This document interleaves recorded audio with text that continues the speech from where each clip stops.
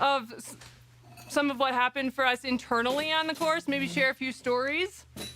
And we've said about 5 minutes, so if it feels like it's longer than 5 minutes, you can like start waving 5 fingers, and that'll warn us to wrap it up. But really, just like, thank you so much for being here. Thank you, staff, summer staff, support staff, full-time staff, for making this possible. Because without you, we would not have been able to take this journey or return to such a beautiful community and support back here. So thank you so much for practically supplying the dessert and just your presence here, the conversations, the greeting, the welcome. Thanks so much. Yes, thank you. Woo-hoo! So just a little bit of sharing wise, we're gonna take time. I think we all have numbers that we're gonna go through and really just share with you guys, like we've been sharing with each other on course, and are gonna take some time just to share with you guys as a community before we step back home into our more permanent communities of like what the Lord's been doing in us that we're aware of right now, and also just as a testimony that and inviting the Lord to continue moving and speaking through us and to us. And yours truly is now here. Welcome back, Andrew. Welcome, Mary. So David, are you ready? So as people come up, please share your name, where you're from, and then jump into what you feel like the Lord's doing and what you want to share tonight.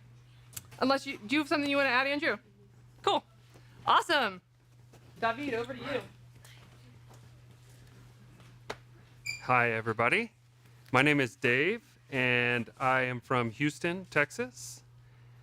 And I am going to share a little story, and then I'll try to tell you some of the things that I think I learned on the trip.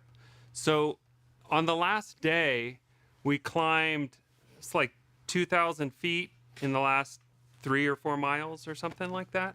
Is that right? Yeah. So it's a big climb out of the canyon. It's a grand climb out of the canyon. And we stopped for lunch. I was feeling pretty good after 14 days. You kind of got your trail legs and all of that. And we stopped for lunch, and it was great. It was refreshing. We had enough water. I was feeling good about myself. Like, we're kind of on the home stretch. I knew it was going to be a push, but I'm on the home stretch. And I sat down for lunch and set down my bag, and kind of like something hit me from the top of my bag that was harder than what I thought my, wet wipes were or whatever. And I looked, and there was a giant rock in between my backpack and the brain on my backpack that I didn't know was there. It was quite a burden. So that tells you a few things, like about how loyal people are to you after 14 days. I still don't know for sure who did it. Because nobody confessed. And it really did occur to me that there are times that we have burdens that we don't even know about, that we carry. And so it was sort of appropriate, And I hadn't noticed it. It didn't really bother me. Like I said, I felt like I was doing fine. And there was a moment where I thought, well, that's why it was so hard, or that's why, I almost tripped or whatever. But that was just kind of in retrospect. And on the trip, there were some burdens that I was made aware of in my own heart and in my own mind and life that I've probably been carrying for too long. And I'm thankful to the Lord for bringing the people onto the trip that he brought, and having the leaders that we had on the trip to teach us those things, to teach me those things. I'm thankful for the Word, for the importance of reading the Bible during our time. The Lord spoke to me through his Word, and it was really a beautiful time. And yeah, so I want to lay down those burdens, and I want to take up the burden of the Lord, which is easy, Yeah, amen. and which is light, even though the path isn't always.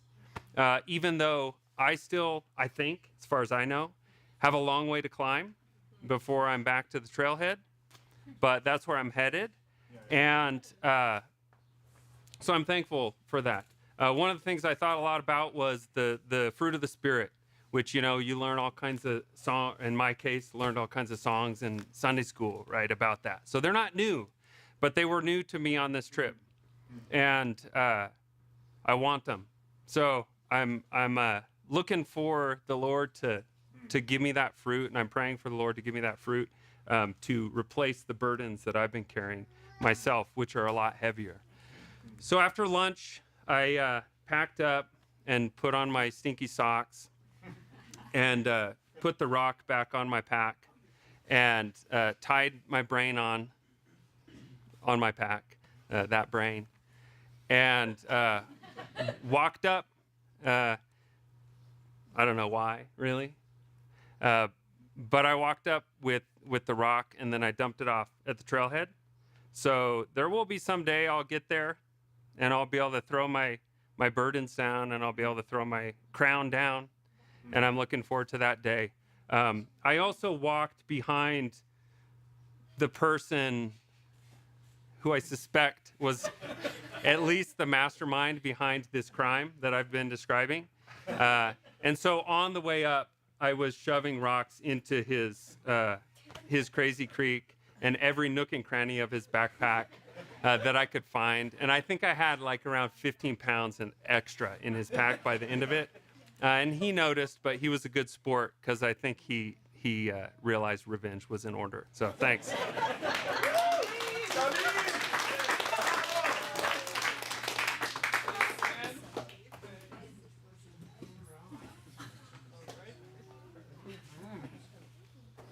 It's going to be tough to follow, David. All right, my friend. I want to give you guys 4 words to think about that God put on my heart, and then I'll explain them. So the first word's challenge. First, let me tell you who I am. Sorry. I'm Chris Corder. I'm from Birmingham, Alabama. I'm a married man of 30 years. I've got a 28, 25, and an 18-year-old. And so that gives you a little bit of life. And so there's 4 words: challenge, dependence, humility, and hunger. And so the challenge was evident very fast for me. I was liminal 10 yards into the hike. I have a really bad knee from sports injuries in college and then surgery after that. And I was literally prepped for downhill being no big deal. We'll start off downhill. It'll be smooth sailing. I'll start probably having challenges when we go flat. But the truth is downhill hammered this knee. So the first day, I'm not kidding, 10 yards into it, I was already liminal, and I was saying that, messing around while going, what is going on? And so that day poured on. Second day, I had no muscle function that was, for the most part, super challenged with these leg muscles, and especially the one that I was compensating for. And by day 3, I found my body just really sick. I was porous, real porous. My body had a real tough time keeping anything in pores and other places that should remain shut most of the time. And so I had not only lost function and control of these legs, I had lost control of a lot. And so 3 days in, I was like, oh God, what have I gotten myself into?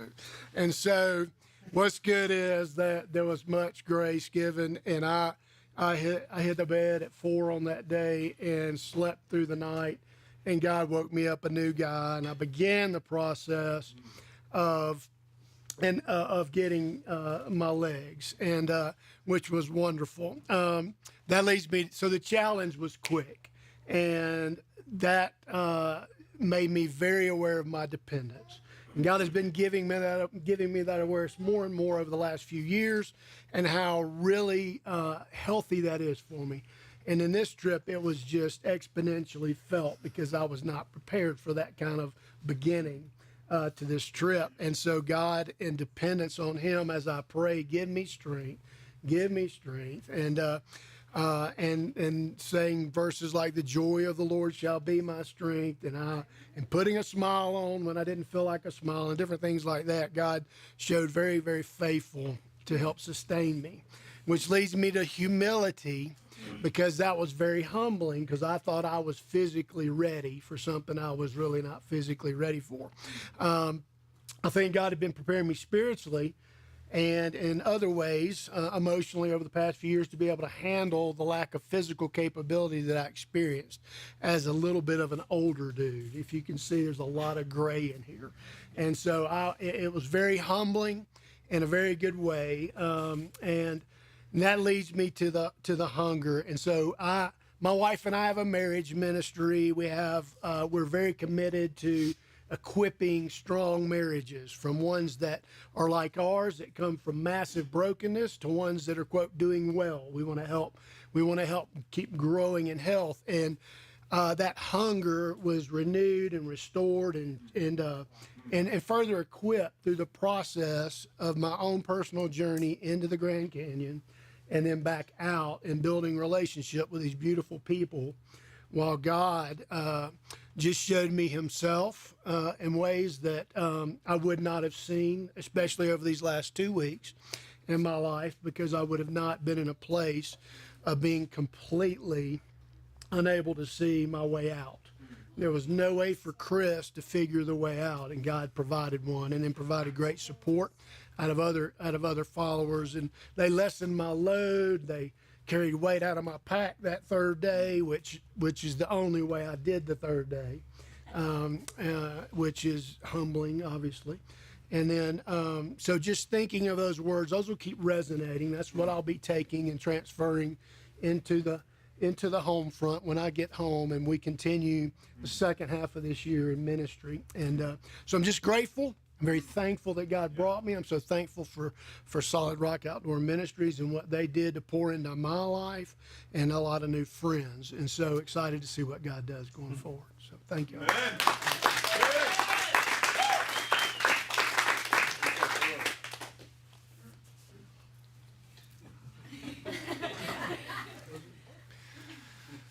Hi, my name's Gimp. Well, my name is Mark. I live in Castle Rock, Colorado. I initially want to thank Andrew and Melita and the whole SROM team that did so much work ahead of time to prepare us for our 2 weeks down in the canyon. I want to begin by sharing a little experience that happened to me. One of the gals on our trip had a game that she wanted to play with a little golden carabiner. And it was kind of like tag. And the idea was that you were supposed to clip the carabiner on somebody's backpack or on them in such a way that they wouldn't notice that they were carrying it. Because at the end of our hike down to the Colorado River and back, whoever had the carabiner last was the loser. I was so captivated by ensuring that I knew where that carabiner was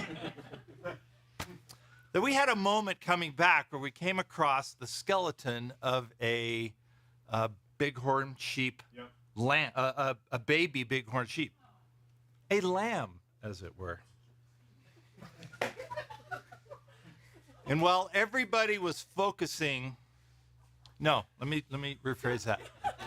While I was focusing on the lamb that was dead, everybody was looking at me, because unbeknownst to me, as I was so in thought and meditating on this poor lamb's life and Jesus and whatnot, that somebody snuck up behind me and clipped the golden carabiner to my boot. Very clever of this individual. So I totally forgot about the carabiner. A mile later or so, we ended up in camp, and I was taking my boots off. I didn't even see the carabiner. Didn't even see it. And then I heard, "Hey, where's the carabiner?" And I thought, "Oh, I wonder who's got the carabiner." And when I looked down, I won! I had the carabiner. And it was so cool, actually. I didn't feel like I was the loser. I felt like I was the winner. It was really awesome.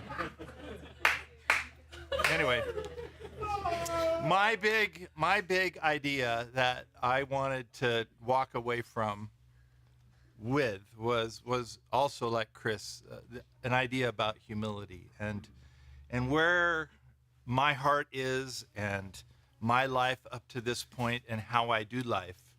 And I wanted to grow in that area of my life, which is kind of ironic because humility is a down, not an up, right? So to grow in it is kind of oxymoronic in a way.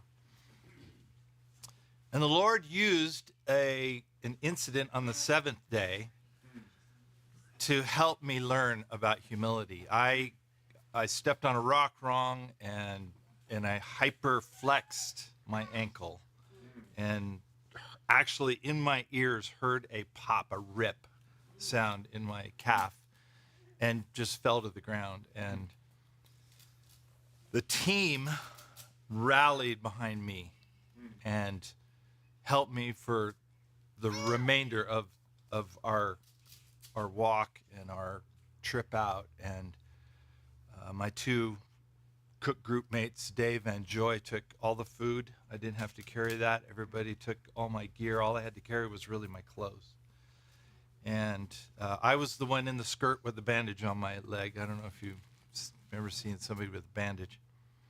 And so the Lord allowed me to learn through that experience some ideas about humility and giving up of myself and accepting help and being served when the opposite quality tends to be of higher rank in my life than humility.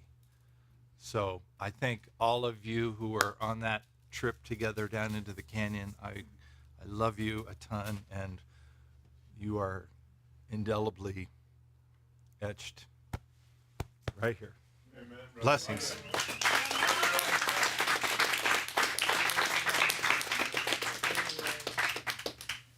Okay, hi, I'm Alice Brown. I'm a little nervous. I don't do this well, so I have some notes with me. So, as you know, we had a 2,000 foot descent and ascent in and out of the canyon, and that was, I thought that would be the hardest part for me, but really the entire 2 weeks was, because as we were ascending, I fell and managed to bruise 4 of my toes. And so almost losing 2 of them, managing to salvage 2 of the others. So the entire trip was focused on my feet.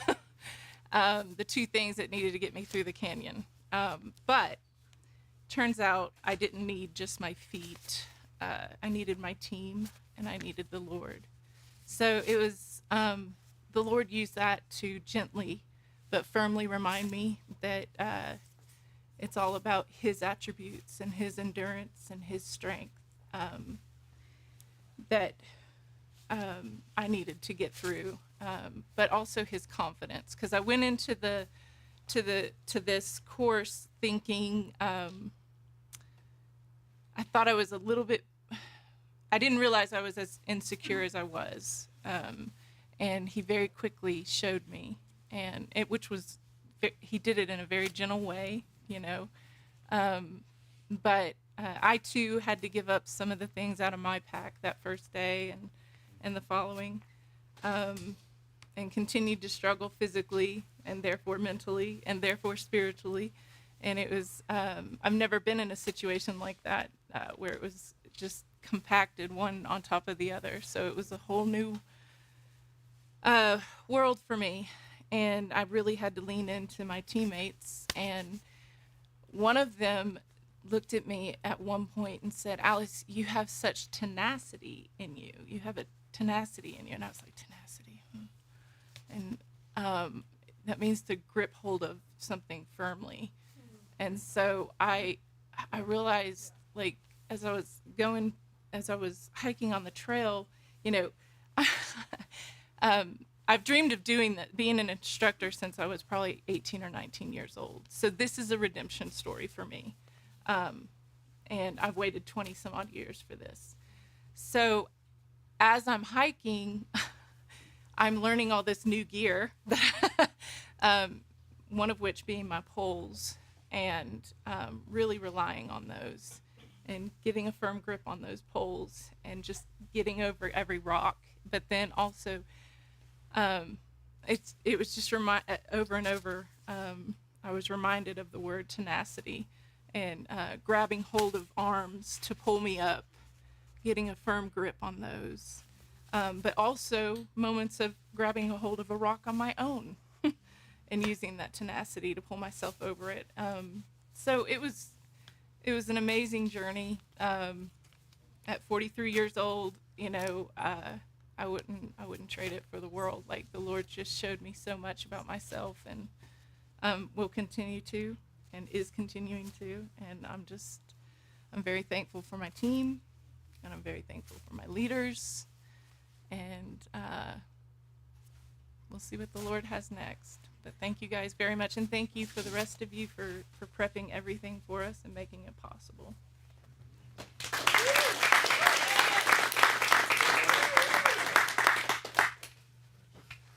Hello, I'm Chad. I'm from Dripping Springs, Texas.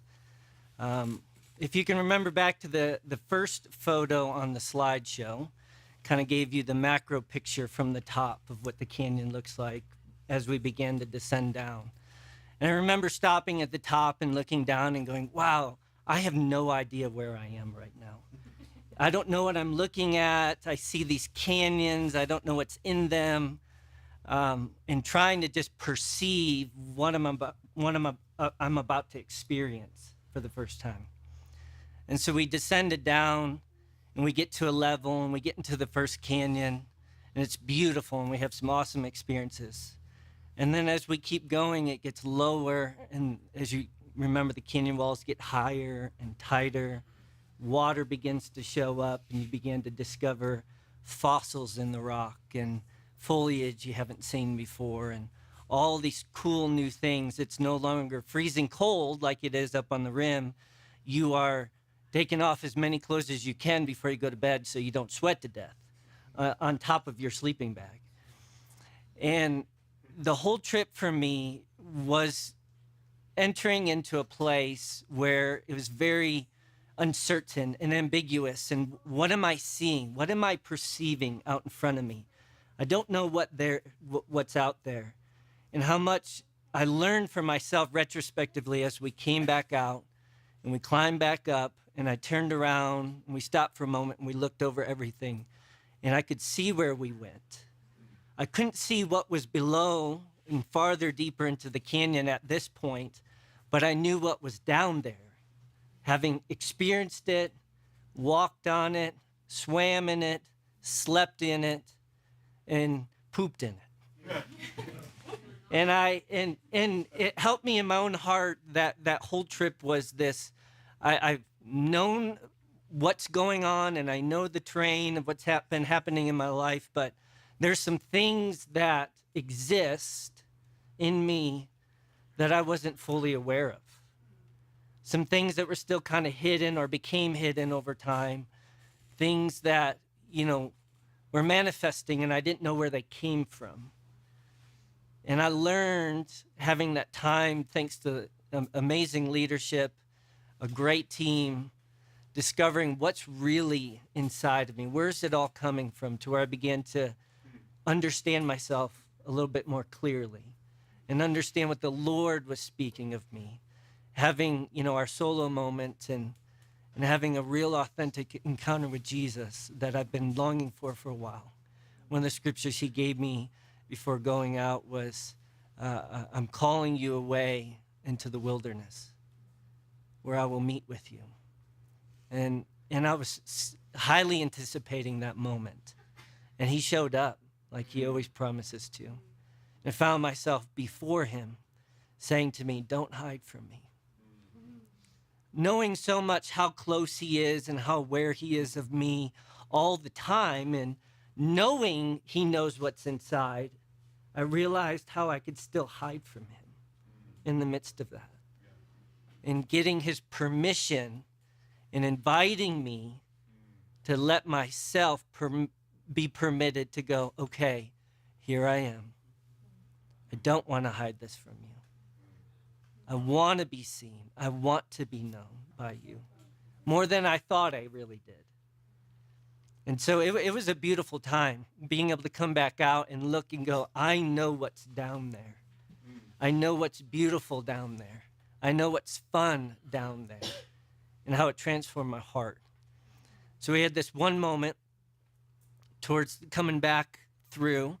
There's a location called the cistern where we're literally climbing up, squeezing through some rocks so we can get some water because there's no other way to get water. And on top of the boulder, I had a little extra pepper in my stepper that day.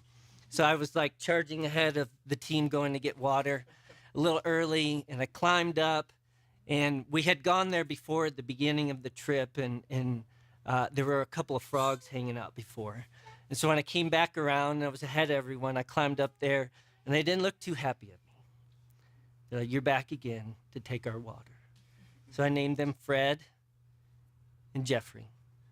And Fred and Jeffrey and I had a good conversation. And Joy came next later, finally caught up. She's like, who are you talking to?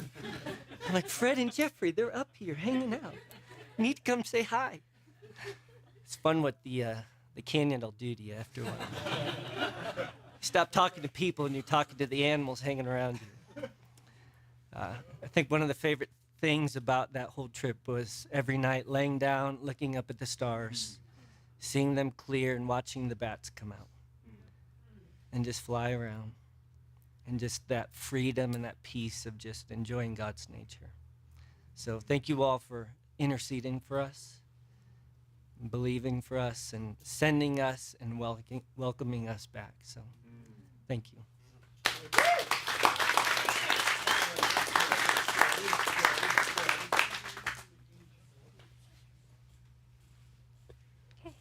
Hi, everybody. My name is Isabel Arnold, if you don't already know. I know most of you in this room, so it's great to see you all here again. I think just to start, do a little bit of prefacing here. But I am very growth-minded as a person.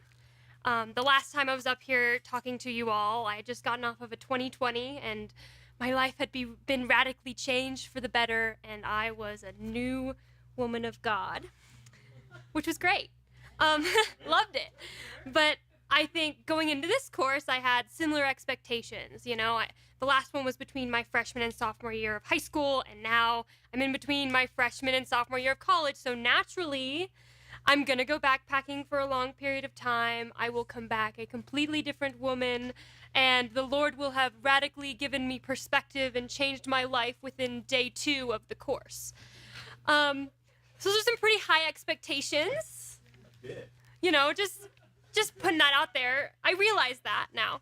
At the time, I was sitting there day 2 like, Lord, where is my I am statement? Where is my radical change? I was told this would happen.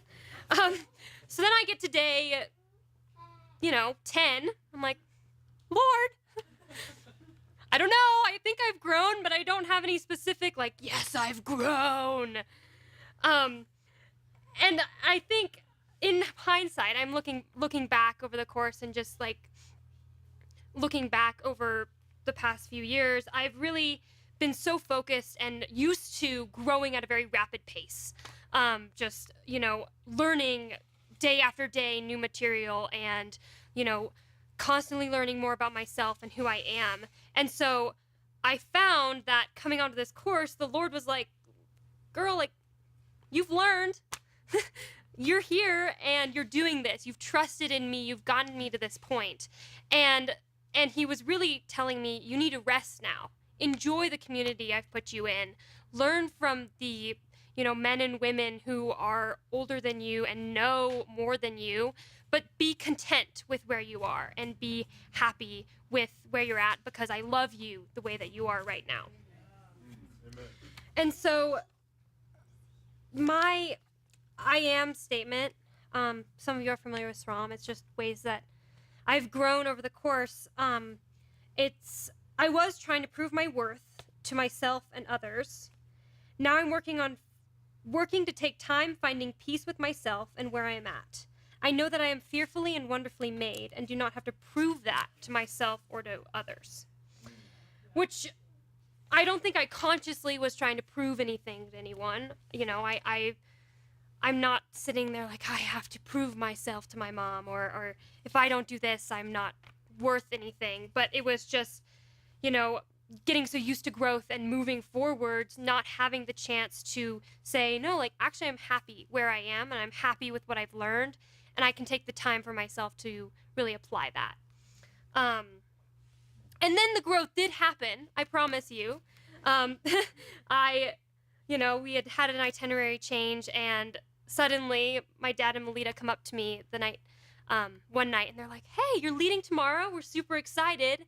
By the way, we're going to let you go on. We're going to stay behind. And I was kind of like, you're going to stay behind? Well, we had talked about something else. And so I really had to get out of my comfort zone and really push on and say, you know what, no, like, I can do this on my own. I have grown and I have learned, and now I can take those steps to do that on my own. And so with the help of our wonderful team and, everyone in it, it was a hard day, but we got through it, and we made it without the instructors and had some really fun bonding moments. And so that was kind of the culmination of, like, the Lord just saying, you've rested, you've seen where you are, and I can still give you challenge, and you can still grow without it being exponential and insane and super fast. And so that's just kind of what the Lord has been showing me these past few days, and I'm really excited to continue to grow into this new season of just a different pace of growth. Not necessarily no growth at all. I don't think I'm going to stagnate like some of the pools of water we drank from. I hope I don't. There were some scary dead birds in those. But I'm excited to grow at my own pace and the pace that the Lord has provided for me. So, yeah.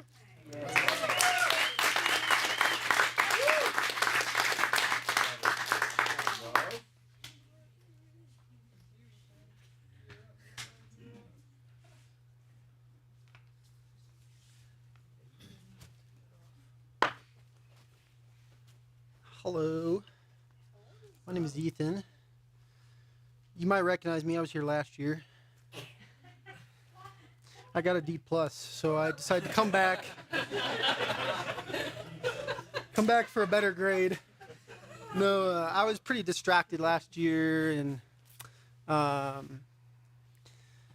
distracted and focused on just kind of other things. I didn't think instructing for SROM it wasn't something on my radar at that point, because that had been kind of let go by me and taken away by God.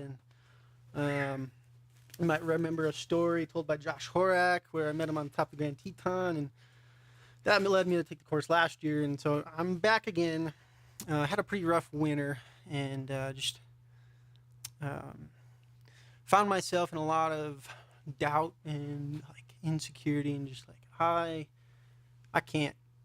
I'm not equipped. I'm not able. I don't have the capacity to take a group of young people into the wilderness and like develop a spiritual atmosphere which they will grow in. I can't even do that for myself right now. Why would I do that in this setting with the SROM? And so Andrew asked me to come back, or made the opportunity for me to come back and do the WMPC again, which I'm extremely grateful for. So I remember there was kind of the first big moment where, and honestly, God really started working in me before this course started, and showing me some things that I was capable, and that I could do this, and this is where I'm meant to be. I'm going in the right direction. So that was kind of the start of it. But even still going in the course, I'm like, I don't know. I just don't know.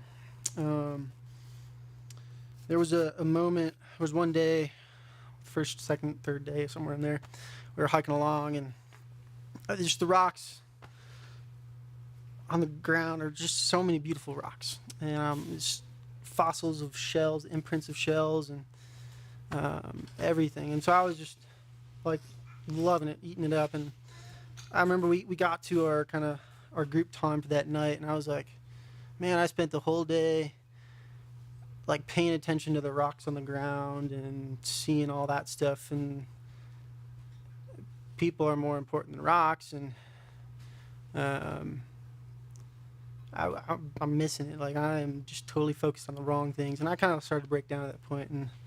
And the team really kind of spoke a lot of encouragement and life into me in that moment. And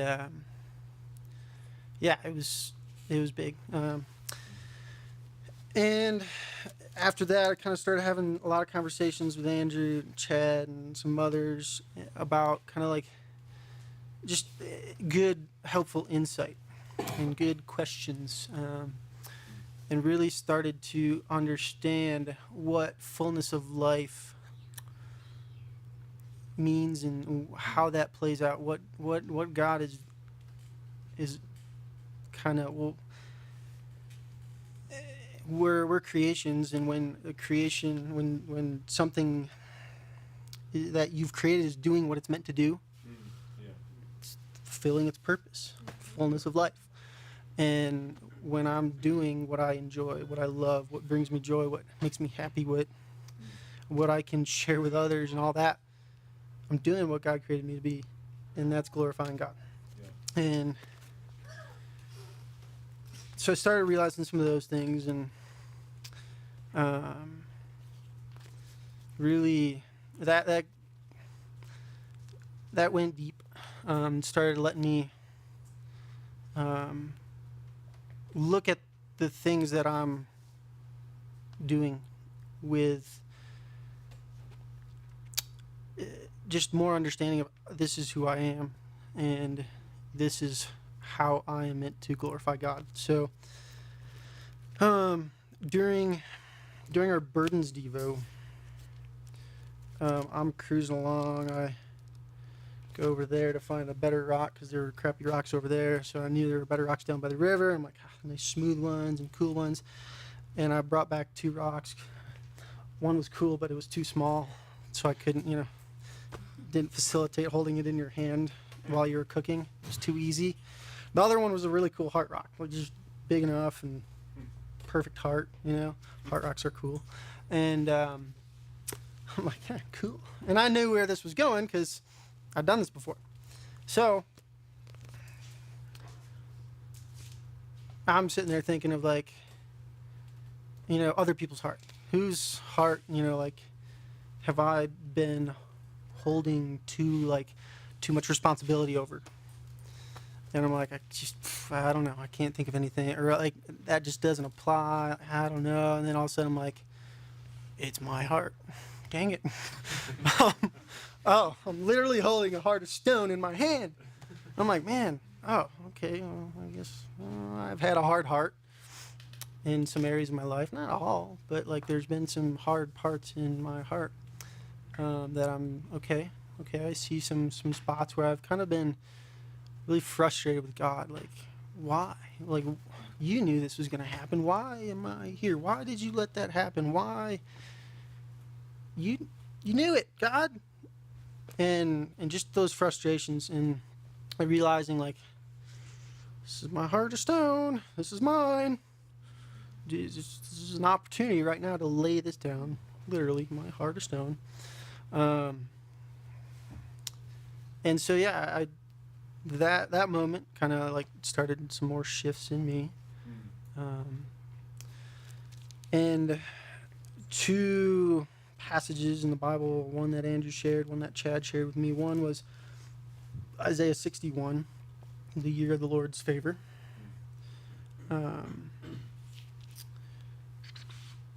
I can't read it all. The verse specifically that Andrew was thinking of was verse 7. Instead of your shame, there shall be a double portion. Instead of dishonor, they shall rejoice in their lot.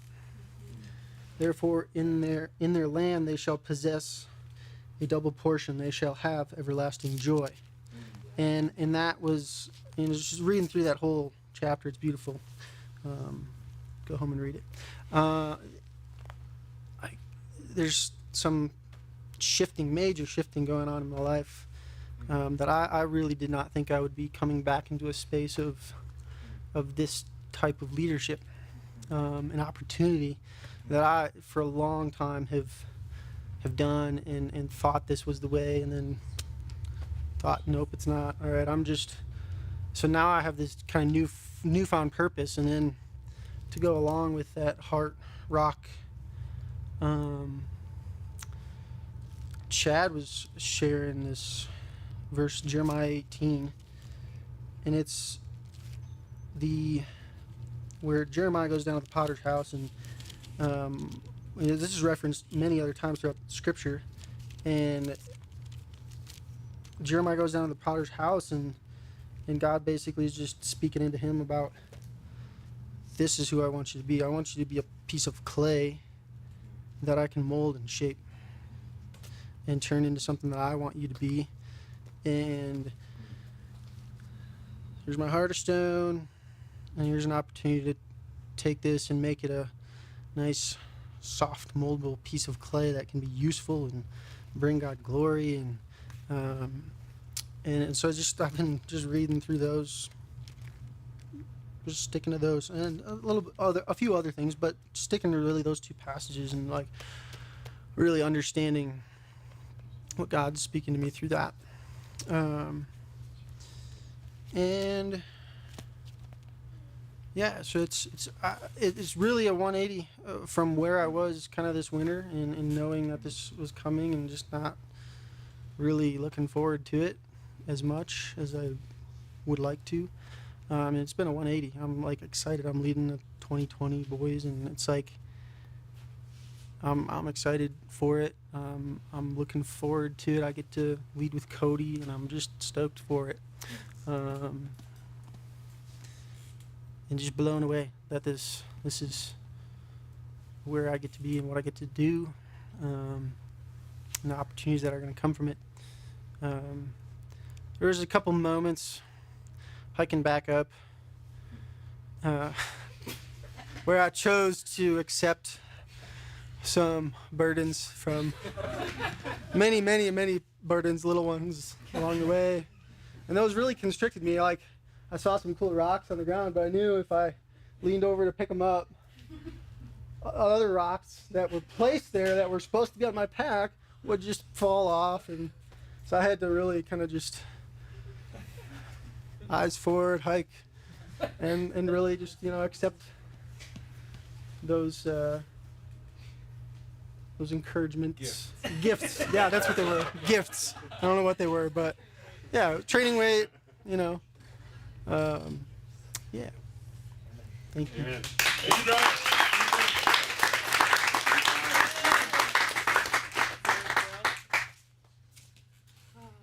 This is totally true. I vouch for that. He was like, that looks like a cool rock, but too bad I can't get it. So I got one or two for him. Yeah, wow. It's good to be here. I want to start by just thanking, again, the SROM peeps. Andrew particularly, super great leading with you. We've just had tons of fun together, and it's just always a great experience, for sure. So thanks to Jess for letting him go. Appreciate you guys. Yeah, I've been trying to filter out what I want to, distill down, what I want to share tonight. And I think I keep coming back to this place. Actually, our first night in the canyon, it's a late night. It's always a big day, a lot of moving parts and a lot of me talking, too much of me talking, really. And we finally are setting up our beds. It's been dark a long time. And I find this beautiful shelf. It's just so lovely, so nice and flat. So I'm pretty stoked about this. And set everything up all nice, inflate my pad. I'm just like set to go. Then Andrew and I check in. Yeah, we did check in even. And so then I'm like ready to crawl in after kind of get on the same page, planning for the next day.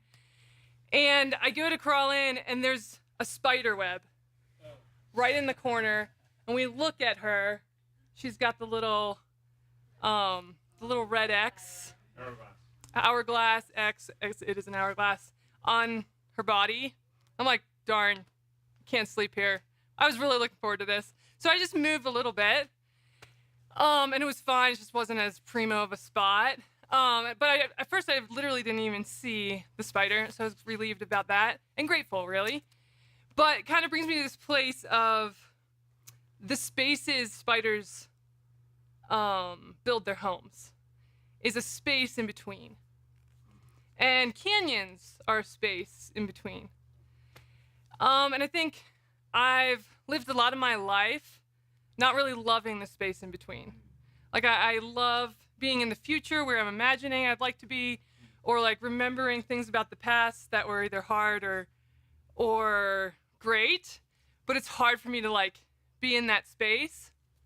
So like whether it's presence, whether it's like transition, both of those things are super hard, and I feel like I've held the transition a lot in my life, or I've chosen transition very much in my life. And I enjoy that as well. And so recently started living out of my van full time in January, and so I'm like choosing this life of transition, and I fluctuate between this is awesome to like, what the cuss am I doing? So I'm constantly back and forth. I'm like, do spiders ever feel this way? Like, do flash floods? I don't know, but I literally like am always in these places, and I think like this season for me is this place where like I feel God's invitation to like step into like the discomfort of this space in between, and really create my home there like a spider, and like own it for part of who I am as a human, as a person, and like still hold on to this value of community and permanence and the values that come through that space, or the more permanent places, as well as like embracing the upgrades of the spaces in between. And just like really, I think just giving myself permission to be in that space.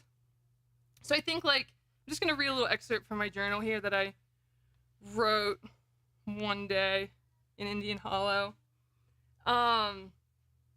I said, this space is definitely where I find myself. I'm committed to the transient lifestyle. What else do I say in this space in between? How do I build my home here well? I'm not asked to be this person or this person or this person. How do I be me? How do I do this in my own space? How do I create my own space? What is this space in between? Is it my past? Is it the space between like my past and my future? My story and my desire? My old self and my new self? Can I hold both these sides equally? Like, what are they even, and how do I hold them, pretty much? Who else holds this space for me? How does connection, belonging, worthiness, and I even think like comfort relate in this space? So I think there's a lot of unanswered questions for me, and those always feel like vulnerable, and I don't love them. And I think that's part of the space in between. Longing for something that I don't have, and also learning to also just like like believing that I am where I belong right now, which is really this idea of presence. So, yeah, I think I'll wrap it up with that. But I think like as like my permanent community here for the summer, or parts of the summer even, yeah, just like thanks for being a safe place where I can be in between and yet still like feel this community, feel like I belong. It's so good to be with you, and I'm really grateful. So thanks.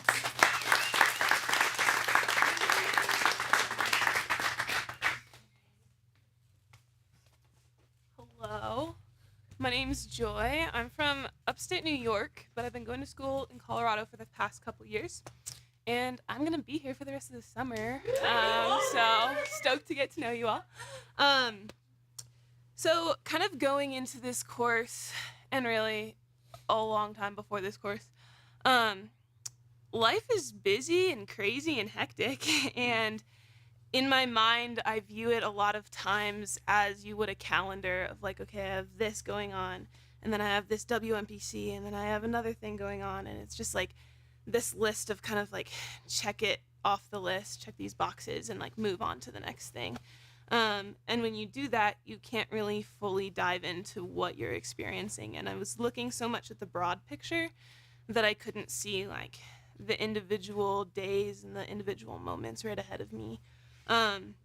And as we were hiking out of the canyon the last day, we had our lunch break at this shady spot in the trees, and then we packed everything up and started up the many feet we had to climb. And I was in the front, I had my pack on, I was focusing on the pace and just looking at my feet, just taking one step at a time, just going and going. And I looked up after a while and I was like, whoa, we're a lot closer than I thought we were. And that just reminds me of the verse that says, thy word is a lamp unto my feet and a light unto my path. God doesn't show us, he's not a floodlight or a spotlight showing us years, months, even weeks in the future. He's showing us exactly what is right in front of us and to focus on that. And so one of the days I was really able to embrace that was on my solo. I kind of started it, didn't really know what I was going to get out of it. I went into it with no expectation. I was like, God, do whatever you want. And the first like 3/4 of the day was just kind of spent swimming in a nice pool that I found and hanging out. And then I found this nice piece of wood and I was like, you know, I'm going to, in this like next couple hours, become a master carver, and I'm going to carve this bird out of this piece of wood, and it's going to be beautiful. And I start carving, and it's just not looking anything like a bird. It's, there's just no form to it. And so eventually I just like chucked this piece of wood into this crack with all these spider webs in it. And I was like, oh, whatever, who cares? And then later I sat down with my journal and just started drawing little symbols of all of these things that I find joy in, and the things that just draw me closer to the Lord and that I can enjoy and have fun. And for a long time, it's been hard for me to appreciate those things because I'm scared that they'll become too big and I'll idolize them. And they'll just become something that's too much in my life. And so as I sat there, I was like, well, God made me to enjoy these things. It's okay to enjoy these things. And so I sat there and just like drew these little symbols of all the things I could think of that I love and that I find joy in.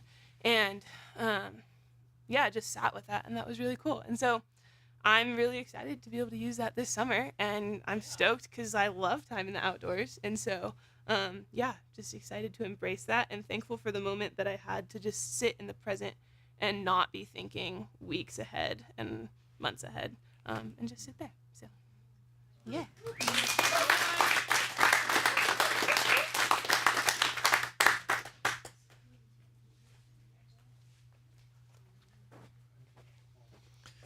Hi, I'm Alex Rankin from Portland, Oregon. I was, trying to think about everything that I wanted to share, what was important. And one of the things that I had spoken to Andrew and Melita and some of the other team members about was tying into one of the framing themes that we had all the way along, of looking at the life of Moses, his search for identity, the growth of his personhood and relationship with the Lord, and I was thinking along those themes and remembering. Probably starting about a year ago or 2 years back, I was in a place where I was learning to experience God's love through his discipline. and I was getting a lot of love. And at the time, I found myself praying all the time, over and over again. Lord, fold over my pot and make it new. I needed it to change. I needed it to hold water. And so then we, I have the privilege of coming on this journey, get to hike a really long way down, and walk along water that has been flowing for a really long time in a really powerful way, and was challenged, instead of the just like take the pot and just fold it and start over, to face this question of, if I'm loved, what would it mean to live like it? And if I'm God's friend, what would that look like? If I'm His masterpiece, if I'm His poetry, how do I live in that way? And so, kind of reflecting on all of those themes, when you're in a canyon and you're thinking about Moses, it's not hard to start thinking about those high solid walls as high water walls, and imagining walking through the Red Sea, and what it would be like to experience God's favor and His deliverance, and His provision. So that kind of framed some of my reflection in the time on the solo and some of the journaling that I did, and I thought I would share that and then finish with the end of a verse, end of a psalm that I had been kind of mulling all the way through, but felt like it's the Emmanuel prayer, like this invitation to have a conversation with the Lord. And I felt like He was saying, I want you to know that I care about you and what matters to you. I hear your prayers and incline my ear. But while I know what you're facing, even what you're thinking, I long to be invited in. Why don't you pray with me? Why don't I hear your voice? You don't have to do things alone. Safe distance from other people is a lie. It's a refuge and a falsehood. It's a crooked hiding place.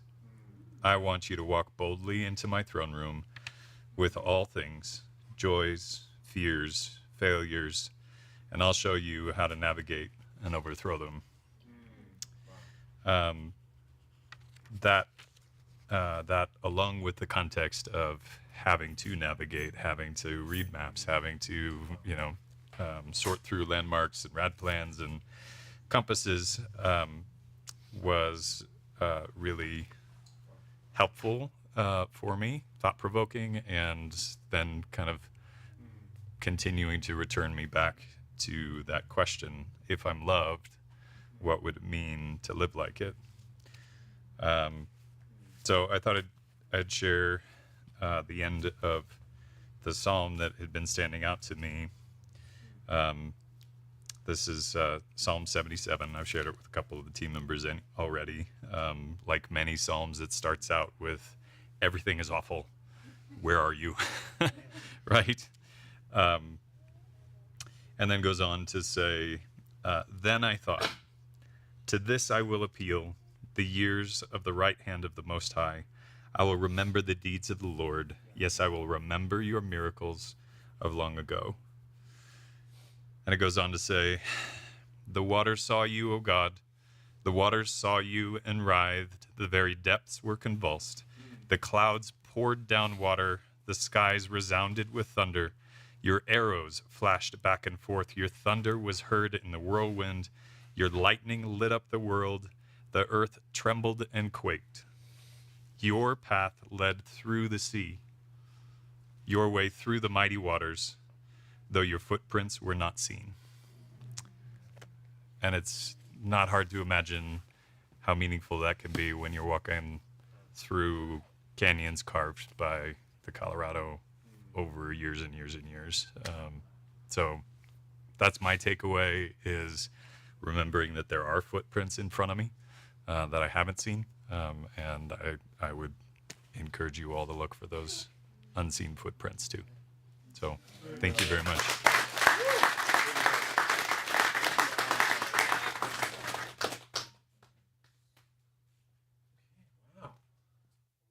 See all you beautiful people. It's good to be back. It's I mean, what an amazing group. So just as you can imagine, spending time with those 10 people over the last 14 days was a real gift.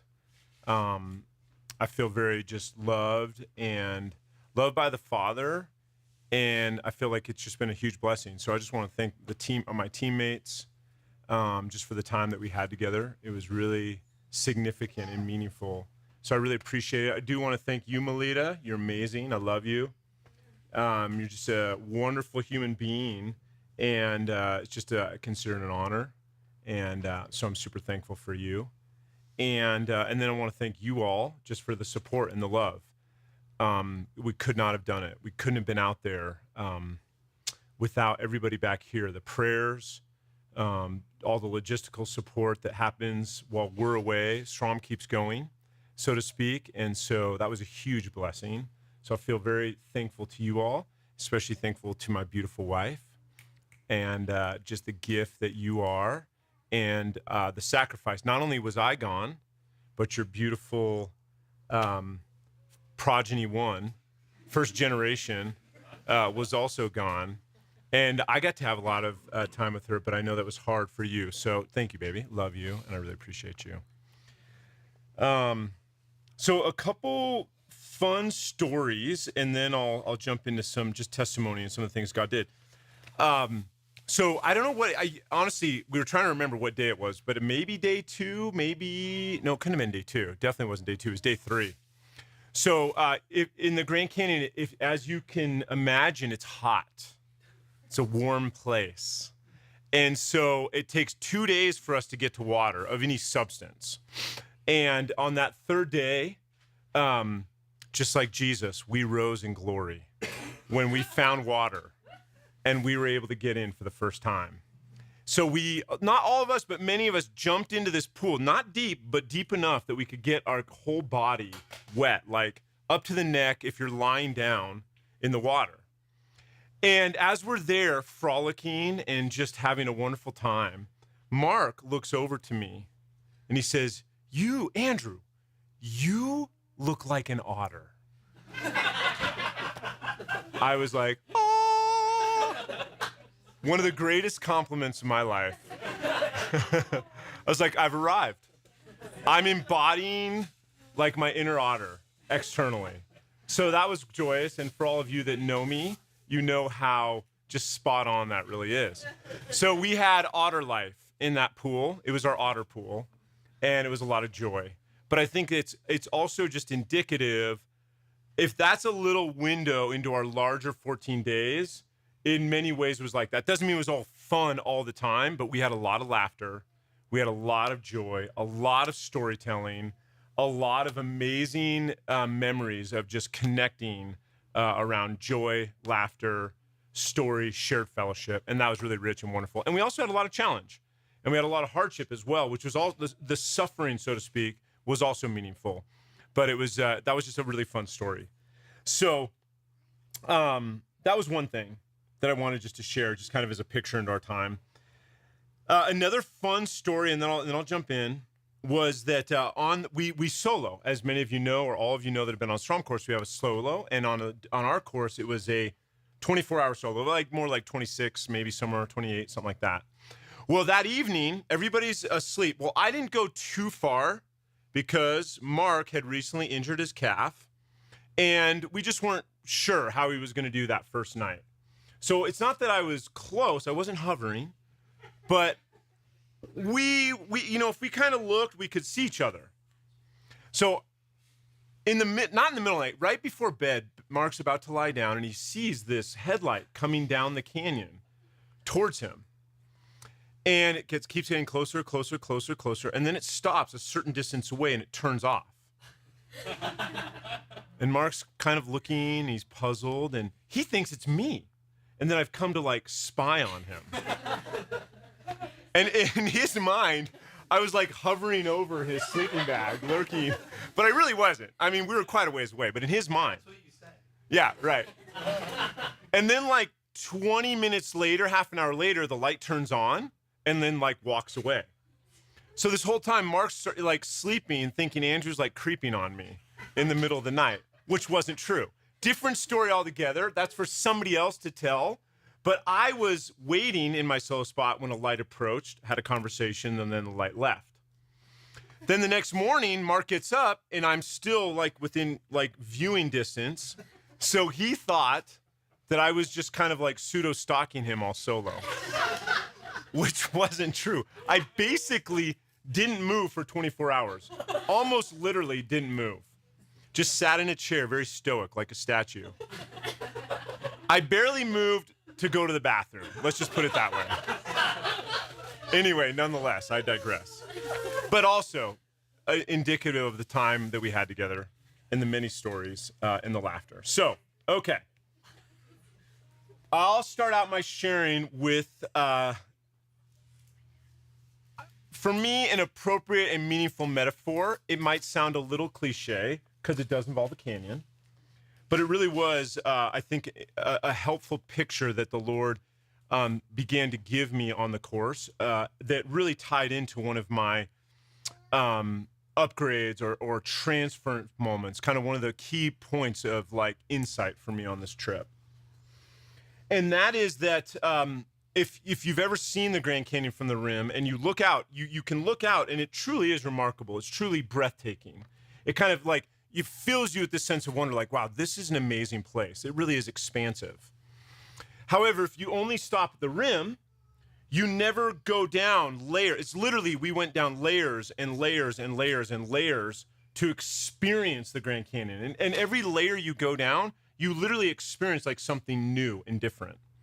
Some similarities, but every layer has like newness and difference and depth and like a sense of wonder and exploration and adventure. It really is cool. So one of the days as we were going down layers, Ethan and I were having this conversation about how like the deeper you go into the canyon, like the deeper, the more adventurous, the more meaningful the experience is. And so we were just kind of like having fun with that idea and that metaphor. And it really struck me that there are these deep inner canyons of the Grand Canyon. It's like we were, as Ethan said, we were in a canyon, within a canyon, within a canyon. And I think by the end, we were then within a canyon then. So it was like this layer, and so it was like, wow, these deep inner canyons. So I began to meditate on that. And in this season of life, like as a season, like a theme for this season of life, is that God has been inviting me, and I have been somewhat reluctant, maybe that's even understating it a little bit, maybe resistant might be a better word, to like embrace a deeper layer and like movement towards vulnerability. And so many of you know that I've been on a journey, that if you've been around SROM, you know that I've been on this journey to like continue to move towards vulnerability in my life. And that looks like, I mean, you know, that can look like many, many, many different things. But I felt like God was saying, no, I want you to move towards a deeper layer of vulnerability. Like you've moved through these inner canyons, there's an invitation to go deeper and deeper and deeper and deeper still. And you've been resistant. You've been like withdrawn or withholding. And I was like, gosh, God, that's really true. The thing is, what I've noticed and what I've been able to name recently is that resistance or reluctance has also left me kind of in a season of really feeling lonely in many ways. Like a sense of loneliness, a sense of like disconnection or withdrawal that I haven't really enjoyed. It hasn't been like this, like, whoa, celebratory season. It's felt a little lonely in many ways. And on the trip I led right before this, our Pocket Wilderness course, I really felt like Jesus was saying, Andrew, you have specifically one person in your life that is the safest person. Well, two, really, because Jesus is the safest, and I'm not being cliche, I'm being sincere. He really is the safest. And you have the safest person, your wife. So there's an invitation to move towards her with deeper vulnerability. And I was like, wow, that sounds hard. Not because JS isn't safe, but that's risky. So I was like, oh, okay, Jesus, yeah. Okay, well, that sounds nice, but I don't know if I really want to do anything about that. And I really felt like this trip, Jesus was saying, no, this is a this feeling of loneliness, this feeling of disconnection is the burden you've been carrying. And I want you to lay that down, and I want you to pick up what the words he gave me was a confessional life with Jessica, a confessional life. And I was like, wow, okay, tell me more. So this is what I wrote down, and I'm going to describe that a little bit more. I felt like he was giving me an invitation to a deeper vulnerability with myself, with him, Jesus, and with Jess. A confessional life of intimacy and connection. It's another layer or canyon level of vulnerability. And so I said, okay, well, what does that mean? Tell me more. And I felt like in some Emmanuel journaling, I felt like this is some of what he began to show me. And so I'm going to read this because I feel like this was in a moment of, I like what you said, Alex. What did you call that? Conversation. What did you say? Conversational? You had a word for it just now. Was it conversational? I love that. I'm going to use that. That conversational life and prayer. So this is what I wrote down. This is that Emmanuel journaling. Some of you are familiar with that. So I felt like God was speaking to me. He said, I can hear the questions that come up when you think about loving Jess in this way. When you think about stepping into a deeper place of vulnerability with her as you consider living a more intimate and connected life that allows for space and conversation around confession. Confession of weakness, fears, insecurities, inadequacies, inconsistencies, incongruencies, sins, failures, places where you don't feel desirable or strong.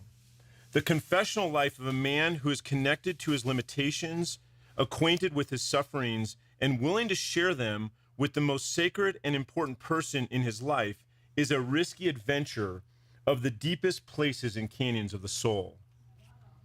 I can hear your fears, insecurities, reservations, objections, and hesitations. My son, I want you to know that I care about how big this feels. I understand how almost lost and unsure you feel. You feel at the edge of the map, but it doesn't appear there's an adjoining map to see and understand what is ahead. That uncertainty feels scary, and I know how big that is for you. My son, Jesus, stepped into a life of risk and uncertainty too. My heart longed to protect and comfort him. My heart longs to protect and comfort you too, in the journey ahead. I'm glad to be with you. Your vulnerability and sense of inadequacy is a gift you offer me, and I treasure your heart, your hopes, desires, longings, dreams, and fears. I want to be right beside you in the journey ahead, and I'll walk with you every step of the way. The hardest step will be to walk toward the unknown,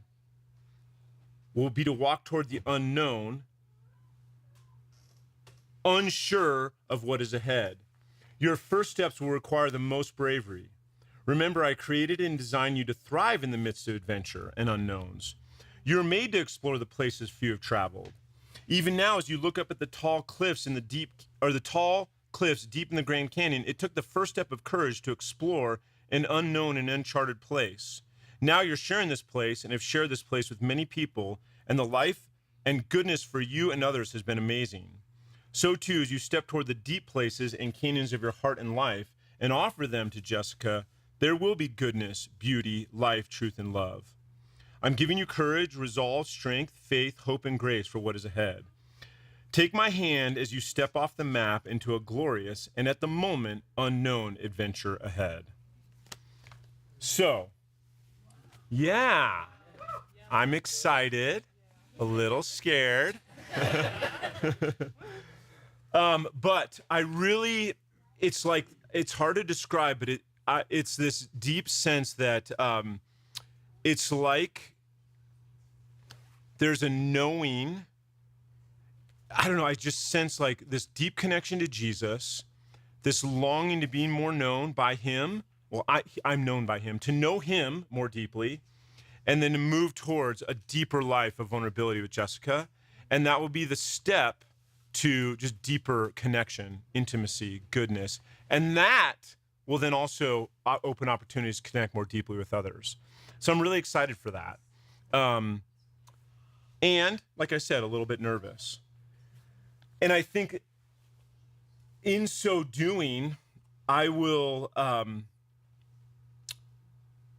fall more deeply in love with Jess, more deeply in love with Jesus, and more deeply in love with who God created me to be. And that's really exciting.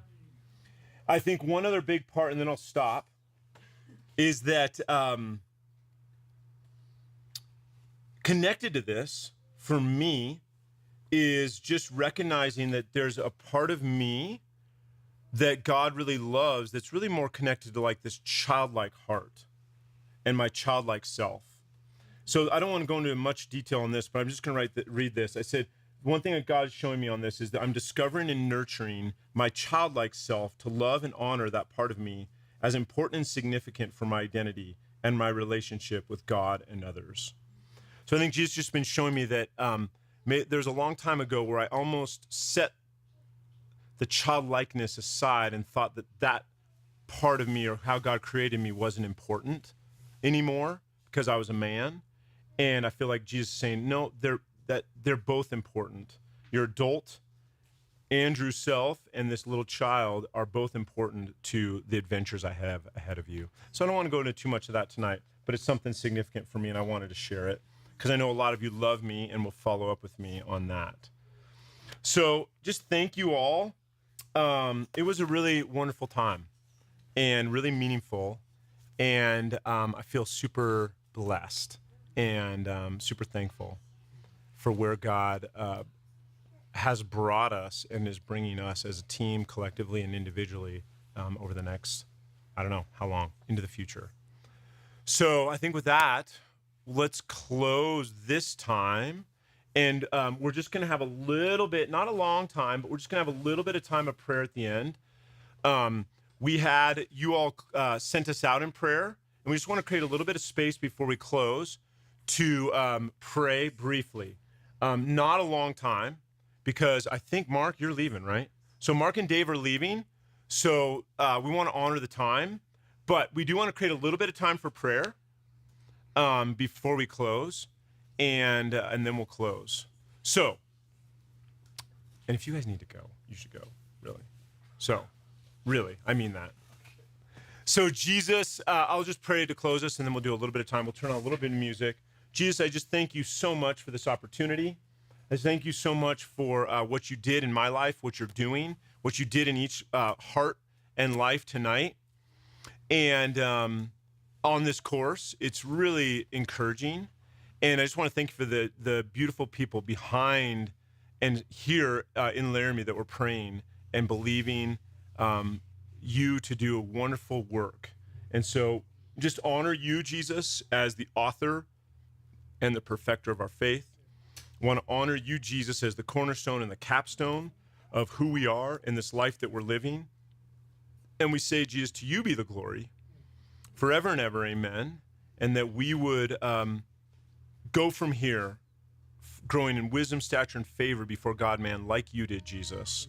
Growing in grace and truth and mercy, just like you did, and that it would be blessed. So bless and keep us. Cause your face to shine upon us and be gracious to us. Turn your face towards us and give us peace, and write your name upon our hearts. In Jesus' name, amen.